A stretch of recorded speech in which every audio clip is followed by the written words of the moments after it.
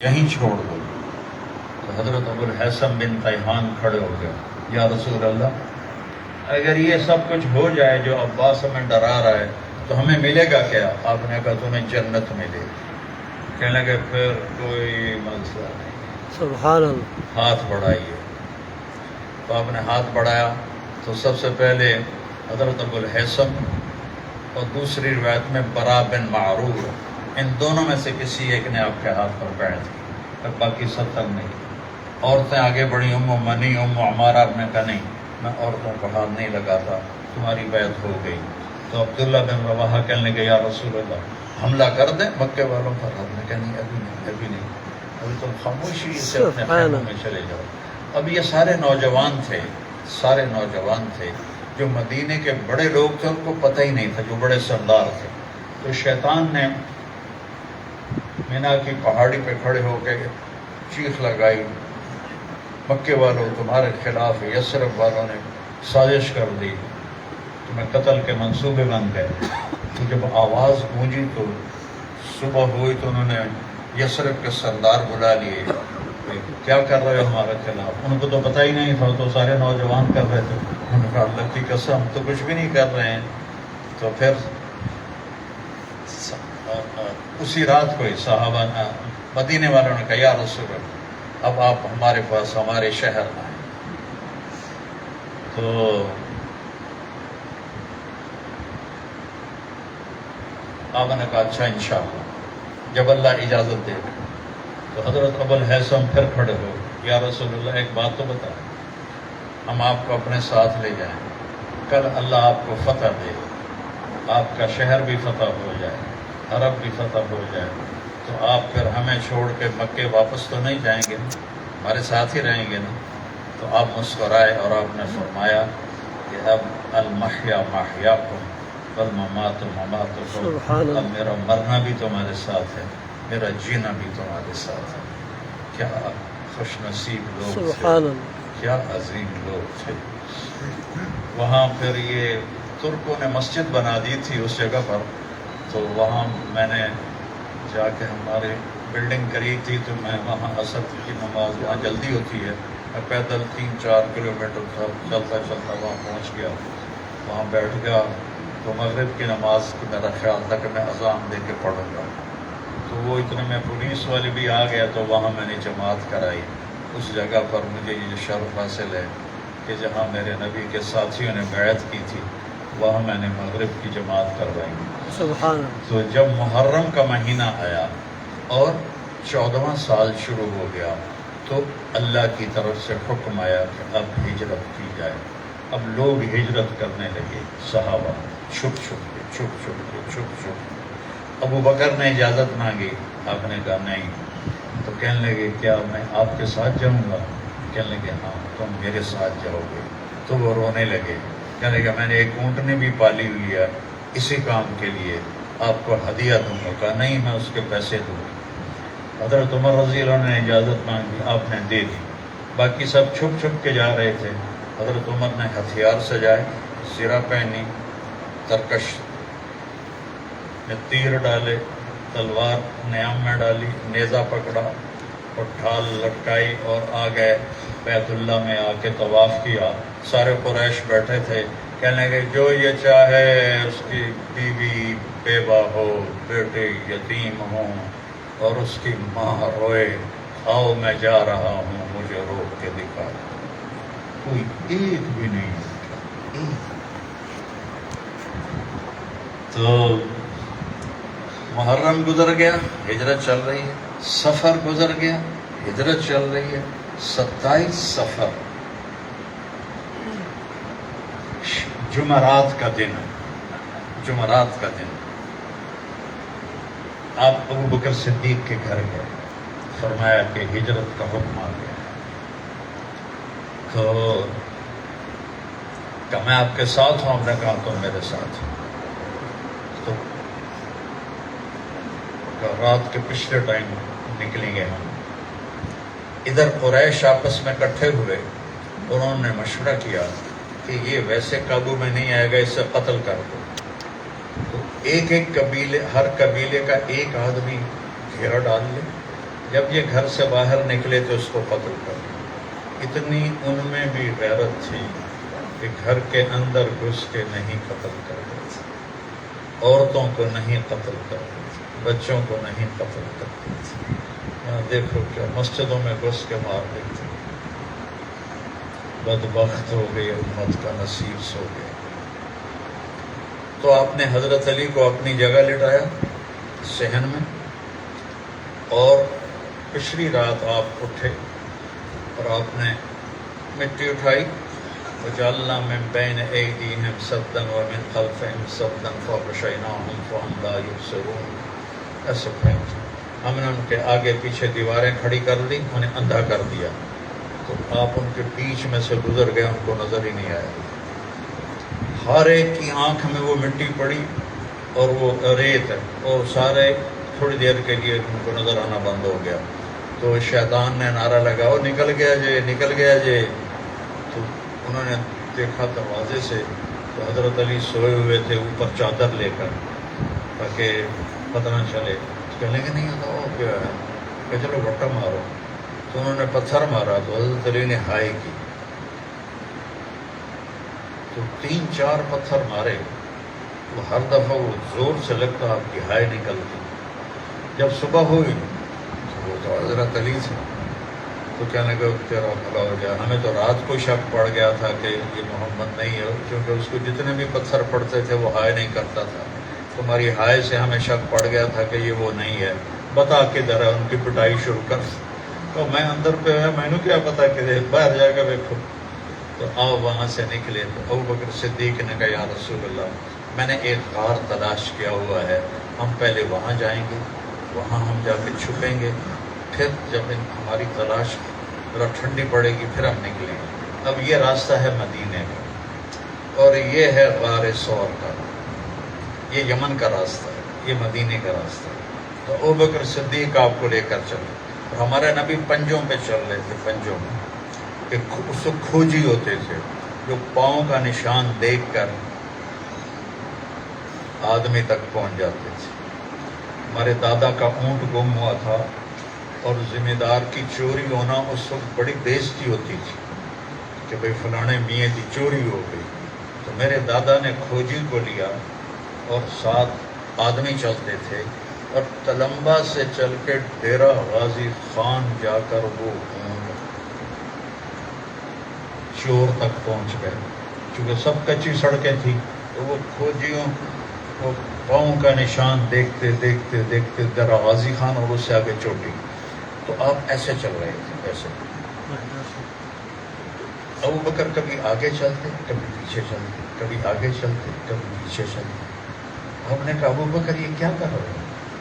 آپ نے عرض کیا یا رسول اللہ، جب مجھے خیال آتا ہے آگے کوئی دشمن ہے تو پھر میں آگے ہو جاتا ہوں تاکہ میرے اوپر وار پڑے، جب مجھے خیال آتا ہے کوئی پیچھے سے حملہ نہ کر دے تو میں پیچھے ہو جاتا ہوں تاکہ میرے اوپر وار پڑے۔ تو جب آپ پہاڑ کے پاس پہنچے تو پہاڑ ایسا سیدھا، تو آپ کی 5 انگلیاں زخمی ہو چکی تھیں، تو پنجے پر چل رہے تھے، تو جب چڑھنے کا وقت آیا آپ چڑھ نہیں سکے، تو ابو بکر نے آپ کو کمر پہ بٹھایا اور پورا پہاڑ لے کر اوپر غار ثور تک پہنچے۔ پھر آپ کو باہر کھڑا کیا، اندر جا کے غار کو صاف کیا، پتھروں سے سوراخ بند کیے، پھر پگڑی اتار کے پھاڑ کے سوراخ بند کیے، پھر بھی سوراخ تھے، کرتا پھاڑ کے سوراخ بند کیے، ایک سوراخ جس میں سانپ تھا اس کے اوپر ایڑی رکھی کہ یا رسول اللہ اندر آئیں۔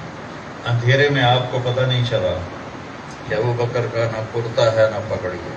جب تھوڑی سورج کی روشنی ہوئی، صبح کی روشنی ہوئی، تو آپ نے دیکھا کہ ابو بکر تیری پگڑی تیرا کرتا کدھر ہے؟ تو ان کا یا رسول اللہ یہ سارے سوراخ تھے، تو مجھے ڈر لگا کوئی اس میں چیز نہ ہو نقصان والی، تو میں نے پھاڑ پھاڑ کے سارے سوراخ بند کیے ہیں۔ ایک دم آپ کی آنکھوں میں آنسو آئے اور آپ نے ایسے ہاتھ اٹھائے، اللہ میں ابو بکر سے راضی ہوں، تو بھی اس سے راضی ہو جا اور اسے جنت میں میرا ساتھی بنا دے۔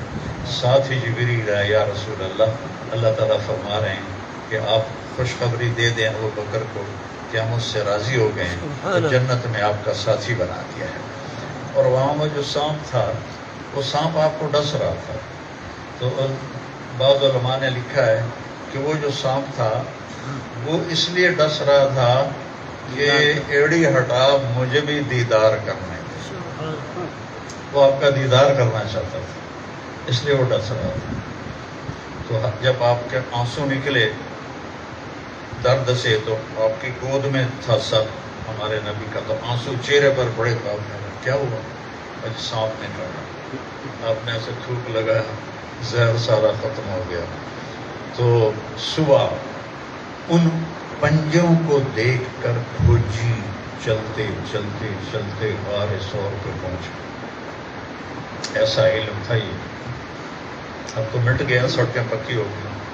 تو ابی بن خلف کہنے لگا بے وقوف, ادھر کدھر ہے محمد؟ اللہ نے اس سے پہلے مکڑی کا جالا بنوا دیا. ایک بیل اگائی, اس میں مکڑی نے جالا بنا دیا. اور یہ بیل تو محمد کی پیدائش سے بھی پہلے کی ہے, کتنے لیتے آ گئے؟ میں کہا مجھے نہیں پتا, میرا علم مجھے یہیں لے کر آیا. تو حضرت ابوبکر صدیق پریشان ہو گئے. تو آپ نے کہا ڈرو نہیں, ان اللہ معنا, اللہ ہمارے ساتھ. اتنے میں ابی بن خلف نے غار کی طرف منہ کر کے پیشاب شروع کر دیا. تو آپ ہنسنے لگے. ہم نے کہا دیکھو اگر یہ ہمیں دیکھتا تو یہاں سے پیشاب کرتا. اللہ نے پردہ حائل کر دیا, وہ واپس ہو گئے. تو 27 کی رات, 28 کی رات, 29 کی رات, 3 راتیں اور 2 دن, 28 29. اور مہینہ سفر 29 کا تھا. اور ربیع الاول, یہ ربیع الاول کی یہ تاریخ سنانے والی ہے. اپنے نبی کا تعارف نہ کروایا تو کیا منایا, اپنے نبی کی زندگی نہ اپنائی تو کیا جشن منایا. تو حضرت عبداللہ بن ابو بکر رضی اللہ تعالیٰ عنہ وہ آدھی رات کو آتے اور جو کچھ مکے میں مشورے چل رہے تھے وہ آپ کو سناتے, اور فجر سے پہلے اترتے اور چلے جاتے. عامر بن فہیرہ آپ کے غلام وہاں بکریاں چھوڑ دیتے تاکہ عبداللہ کے پیروں کے نشان مٹ جائیں, اور وہیں دیر تک بکریاں لے کے کھڑے رہتے. جب اندھیرا ہو جاتا پھر دودھ نکال کر اوپر پہاڑی پر لے جا کر آپ دونوں کو پیش کرتے اور آپ کو نوش فرماتے.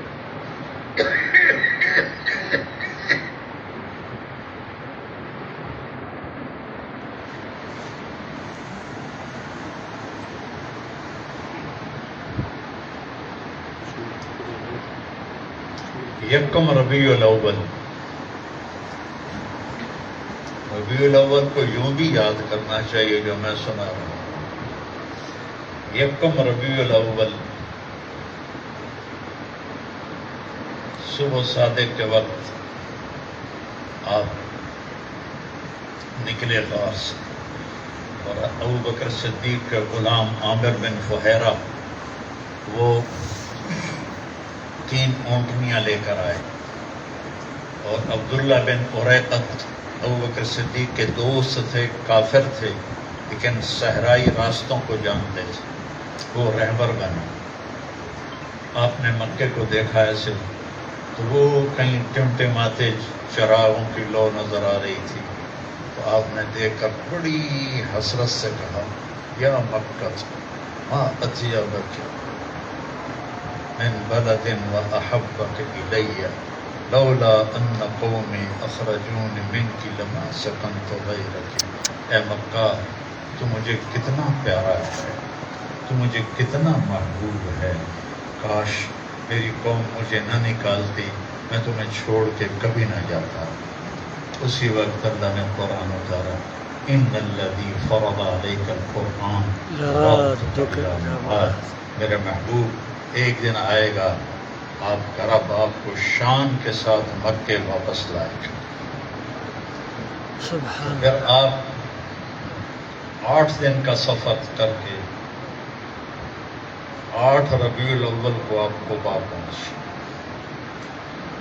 اور 22 ربیع الاول کو مدینے کے اچھا جس دن آپ پہنچے نا تو آپ کی داڑھی کالی تھی، ابوبکر صدیق کی داڑھی کالی سفید۔ جب مدینے والے آئے تو انہوں نے دونوں کو دیکھا، بھائی ان میں نبی کون؟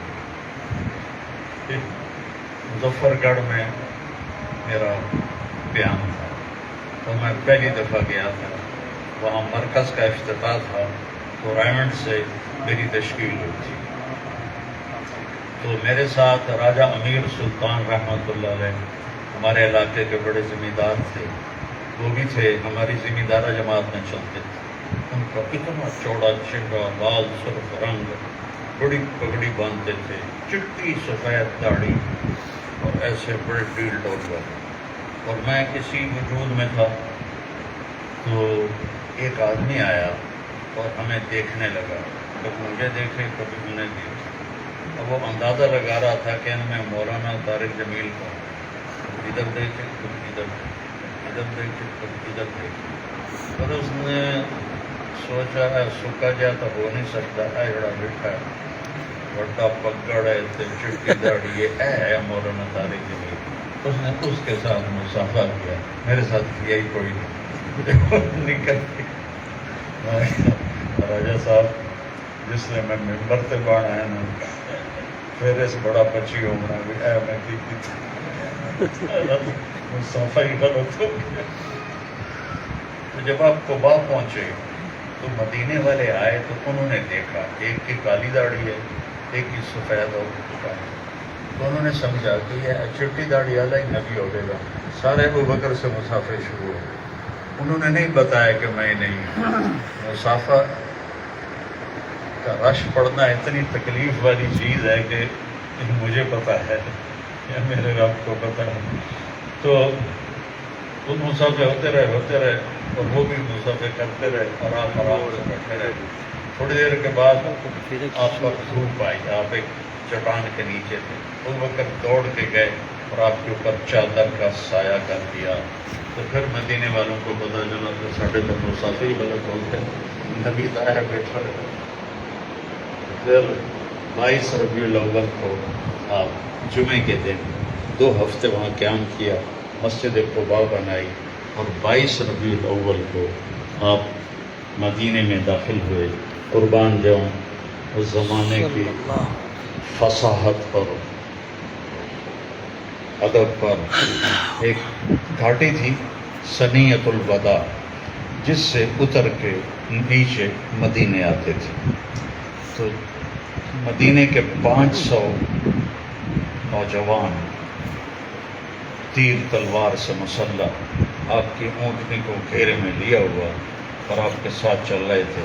جب آپ یوں سمجھو کہ یہ وہ چوٹی ہے پہاڑ کی، یہ چوٹی، تو یہاں پہلے اونٹنی کا سر نہیں، سامنے میدان ہے، وہاں مدینے کی بچیاں کھڑی ہوئی ہیں، انتظار کر رہی ہیں، تو اونٹنی کا سر نکلا پیچھے،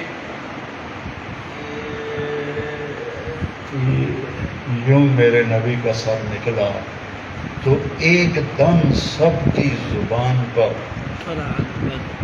پہلے سے نظم یاد نہیں کروائی ہوئی تھی جیسے ہمارے اسکولوں میں یاد کرواتے، ایک دم سب کی زبان پر آیا، طلع البدر علینا سبحان اللہ، من ثنیات الوداع، وہ 14ویں کا چاند چڑھ آیا مدینے کی گھاٹی پر، وہ 14ویں کا چاند چڑھ آیا۔ وجب الشکر علینا ما دعا للہ دعا، ہم پر اللہ کا شکر واجب ہو گیا۔ سبحان اللہ، ایھا المبعوث فینا جئت بامر مطاع، اے اللہ کے نبی، یہاں مکہ والا حال نہیں ہوگا، یہاں آپ کی ہر بات مانی جائے گی۔ جئت شرفت المدینہ مرحبا بک یا خیر داع، آپ نے ہمارے مدینے کو روشن کر دیا، ہم آپ کو مرحبا کہتی ہیں۔ اور آگے اوس و خزرج کے سردار، بنو ظفر، بنو حارثہ، بنو نجار، بنو ختمہ، بنو عمرو بن عوف، بنو عبد الاشہل، یہ سارے سردار کھڑے ہوئے، یا رسول اللہ ہمارے پاس، یا رسول اللہ ہمارے پاس، یا رسول اللہ ہمارے پاس، ہر ایک کی یہ تھی۔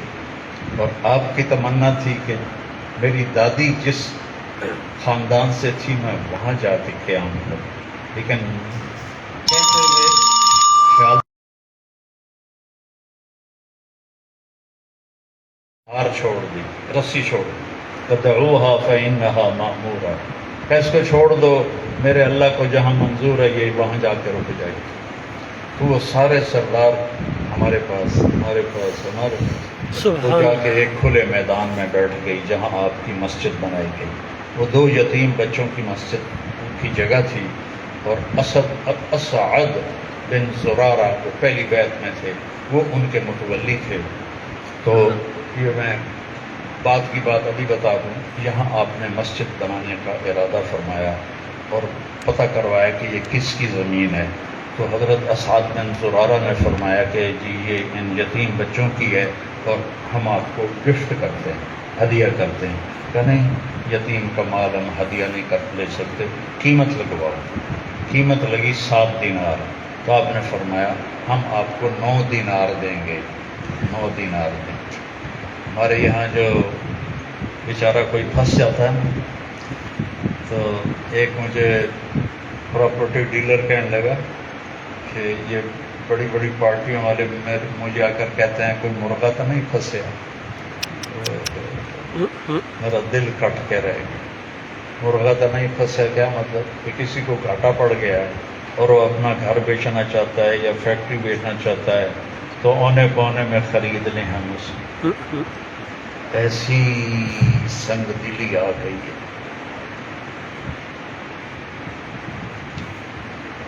کوئی مرغا تو نہیں پھنسیا۔ آپ نے کہا 7 دینار قیمت، ہم 9 دیں گے۔ آپ نے 9 دینار اس کی قیمت عطا فرمائی۔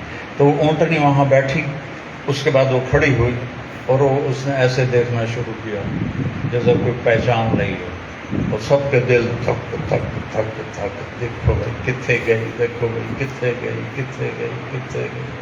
انہیں چلتے چلتے چلتے بنو نجار کا جو شاخ تھی، بنو عبد الاشہل، ان کے ابو ایوب انصاری کے دروازے کے سامنے جا کے بیٹھ گئے۔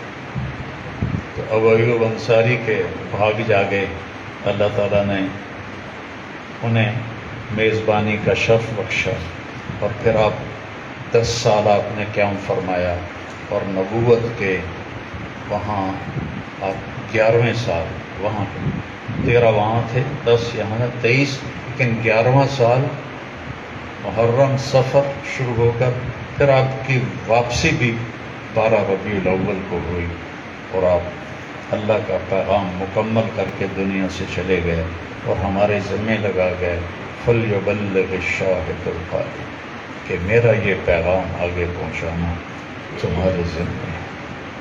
تو میرے بھائیوں، میرے نبی نے فرمایا کہ جتنا میں ستایا گیا اتنا کوئی نہیں ستایا گیا، جتنا میں ڈرایا گیا اتنا کوئی نہیں ڈرایا گیا۔ اس امت کو اللہ تعالیٰ نے چنا ہے کہ اب اس پیغام کو آگے پوری دنیا میں عام کرنا، کہ لوگ جہنم سے بچ جائیں، یہ ہمارے ذمہ ہے۔ اسی کی یہ محنت ہے۔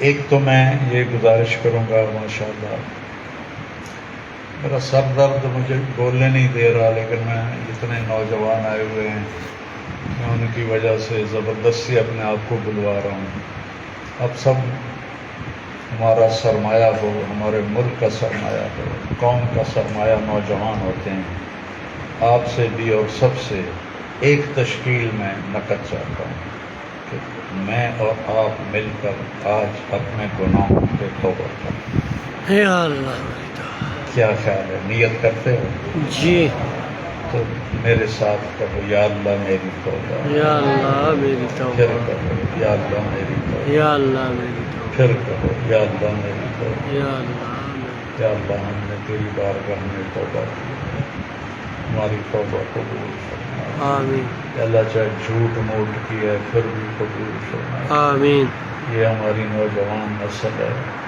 انہیں اپنے دین کا داعی بنا دے، آمین، انہیں نبی والی صفات عطا فرما۔ آمین، پوری امت پر آئے ہوئے عذاب کے بادل ٹال دے. آمین امت کے لیے دنیا اور آخرت کی بھلائی مقدر فرما دے. آمین یا اللہ اس دعوت کے مقدس کام کی حفاظت فرما. آمین اس میں کام کرنے والوں کی زندگیوں میں صحت میں جان مال اولاد میں برکت عطا فرما. آمین تو جتنے بھائیوں نے جتنے تیرے بندوں نے یہاں کئی ہزار کا مجمع ہے توبہ کی ہے، ہم مجھے بھی ان کو بھی توبہ پہ پکا فرما. آمین توبہ پہ پکا فرما. آمین توبہ پہ پکا فرما. آمین اور ہم سب سے راضی ہو جائے. آمین ہمیں دیکھ کے خوش ہو جائے. آمین ہم تیرے نام پہ بیٹھے ہیں، تیرے نام پہ سنا ہے سنایا ہے، ہمیں دیکھ کے خوش ہو جائے. آمین جیسے تو اپنے نیک بندوں پر فخر فرماتا ہے فرشتوں کے سامنے. آج ہم کسے پٹے اور ہم ضعیف کمزور ایمان والے تیرے نام پہ جمع ہیں، ہم پہ بھی فخر فرما. آمین ہم پہ بھی فخر فرما. آمین اور فرشتوں سے میں اعلان کر دے کہ میں ان سب سے راضی ہو جاؤں. آمین یا اللہ یا اللہ یا اللہ، پوری امت ہر جگہ پریشان ہے، مہربانی فرما. آمین آمین مہربانی فرما. وصلی اللہ تعالی علیہ وسلم.